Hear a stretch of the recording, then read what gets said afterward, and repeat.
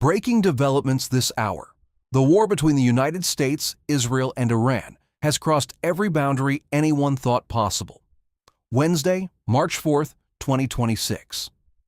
The day this conflict went global. Over the skies of Tehran, an Israeli F-35 IRIS stealth fighter just made history. For the first time ever, an F-35 shot down a manned enemy aircraft in combat. The target was an Iranian Air Force Yak-130, a Russian-built light combat jet scrambled in what analysts are calling a suicide mission over Iran's own capital. The Israeli Air Force confirmed the kill at 10:30 a.m. local time. But this wasn't a lone sortie. It came during a massive overnight wave of Israeli airstrikes across Tehran that hit Revolutionary Guard command centers, Basij militia facilities, missile infrastructure, and key government buildings. IRGC Quds. Force Commander Daoud Alizadeh was confirmed killed in a targeted strike during the operation. Since February 28th, the IDF has now dropped more than 4,000 bombs on Iranian territory. That averages roughly 800 per day. Iran's air defenses have been so thoroughly degraded that Israeli stealth fighters are now operating directly over Tehran itself, with near impunity. The Yak-130 that went up against the F-35 was subsonic, effectively blind to stealth aircraft. The Iranian pilot likely never achieved radar lock. Former Israeli Air Force Commander General Relik Shafir called it what it was, a suicide mission. And then came the announcement that stunned defense analysts worldwide. Defense Secretary Pete Hegseth confirmed that a United States submarine sank an Iranian warship with a torpedo. The vessel was the IRIS Dena, Iran's newest and most advanced frigate, commissioned just in 2023, carrying a crew of 180 sailors.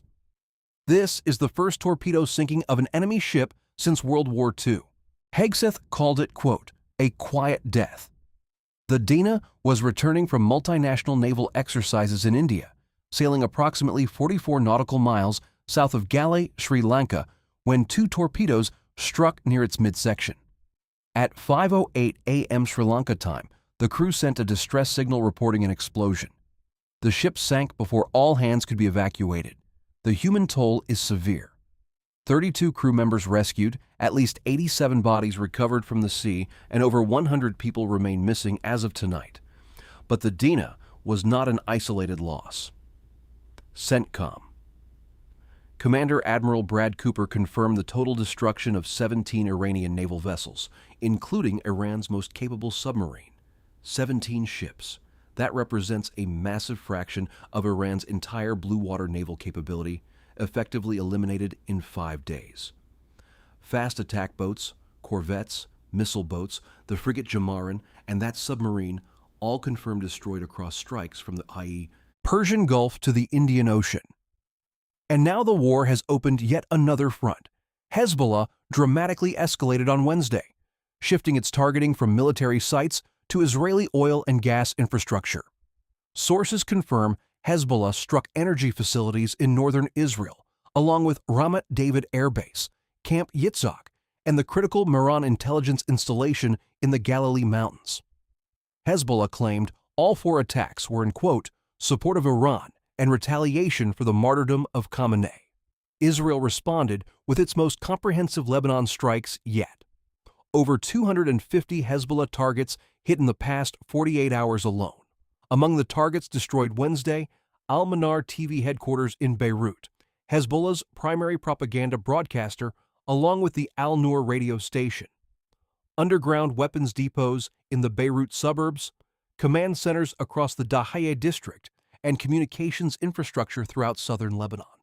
IDF spokesperson Brigadier General Defrin stated they will continue striking until, quote, the threat is eliminated, adding that the people of Lebanon are paying the price for the Iranian regime.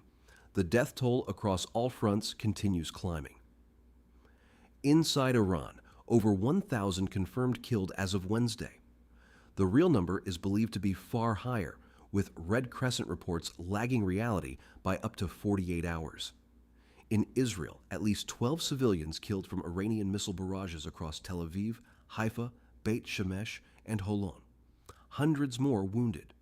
In Lebanon, over 52 killed and more than 154 wounded in Israeli strikes over the past several days. 6 American service members have been killed, 4 in the Iranian strike on a tactical operations center in Kuwait, and 2 additional remains recovered since. 18 more seriously wounded. 3 US F-15s were lost to friendly fire over Kuwait, though all crew survived by ejecting safely. No American aircraft have been lost in direct combat. CENTCOM's damage assessment after 5 days reads like the systematic dismantling of a nation's military. Air defenses largely neutralized. 17 naval vessels destroyed. Natanz nuclear facility struck twice. Entrances destroyed. Hundreds of ballistic missile launchers eliminated. 7 senior commanders confirmed dead. President Trump made multiple statements Wednesday, saying the United States was, quote, just getting started, and referencing something he called the big one that is still coming. Analysts interpret that as a signal toward either Iran's oil export hub at Karg Island, which handles 90% of Iranian oil exports, or a direct strike on the Revolutionary Guard's Central Command, or possibly the deployment of a massive ordnance air blast weapon against Iran's deep underground facilities.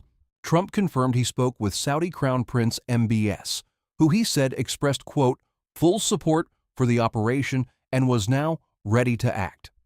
Meanwhile, in Washington, the constitutional showdown over war powers is intensifying. Senate Minority Leader Schumer announced a war powers resolution vote by week's end.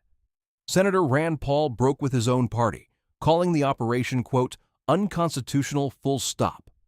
Legal scholars from Harvard and Georgetown agree the post-9/11 authorization almost certainly does not cover a full-scale war against Iran as a sovereign nation, but a veto override requires 67 Senate votes. Republicans hold 53 seats. The math makes override virtually impossible without an extraordinary bipartisan revolt. This conflict has now spread from the Persian Gulf to the Indian Ocean to the Mediterranean. 5 days in, and every boundary, geographic, legal, and strategic, has been crossed. The question tonight is no longer whether this war will escalate further. It is whether anyone in Washington, Tehran, or anywhere else still has the ability to stop it.